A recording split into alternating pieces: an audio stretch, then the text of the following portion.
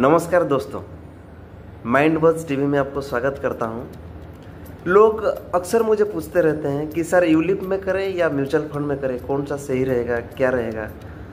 तो ये क्लियर कर लेता हूं कि मैं हमेशा ये बोलता हूं कि दोनों सिस्टम सही है, राइट। दोनों अच्छा ही इन्वेस्टमेंट है, राइट। लेकिन ये डिपेंड करता है कि आप शॉर्ट टर्म में कर रहे हैं या लॉन्ग टर्म में कर रहे हैं, राइट। अगर आपका गोल शॉर्ट टर्म है, आप शॉर्ट टर्म का प्लानिंग जैसे कि 5 साल, 2-3 साल या 6 साल तक कर रहे हैं, तो मैं तो बोलता हूँ कि आँख बंद करके आप म्यूचुअल फंड में चले जाइए, राइट। अगर आपका सपना बड़ा है या लॉन्ग टर्म का टारगेट कर रहे हैं, तो मेरे हिसाब से कुछ बकेट है, मैं बोलूँगा आगे कि लिमिट है, वो लिमिट तक यूलिप प्लान सही रहेगा। लोगों का मन में एक मिथ चलता है दोस्त कि यूलिप में थोड़ा ज़्यादा चार्जेस करता है, इसीलिए रिटर्न थोड़ा कम होता है, राइट।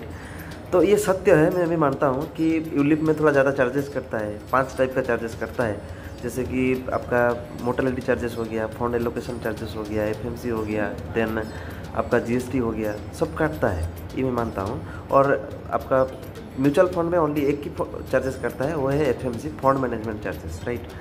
तो ये देखा गया है कि ये सब चार्जेस काटने के बावजूद अगर आप कैलकुलेशन करेंगे, राइट।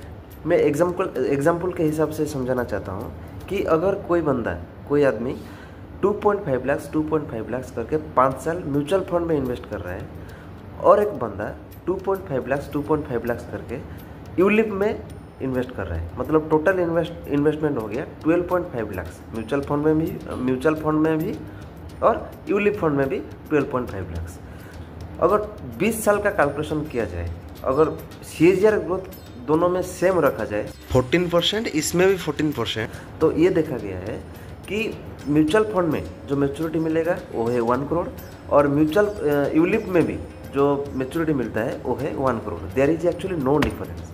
मैच्योरिटी में आपको कोई डिफरेंस नहीं मिलेगा, लेकिन डिफरेंस क्या है मैं बोलता हूँ। डिफरेंस ये है, जो म्यूचुअल फंड में गेन किया है, आप लॉन्ग टर्म कैपिटल गेन किए हैं, इसमें आपको टैक्स पड़ेगा, एलटीसीजी चार्जेस कटेगा 12.5%, और 50 लाख का एबव रिटर्न हो गया तो सर चार्जेस भी लगता है, मतलब आपको 9.1 लाख आपको टैक्स देना पड़ेगा म्यूचुअल फंड में।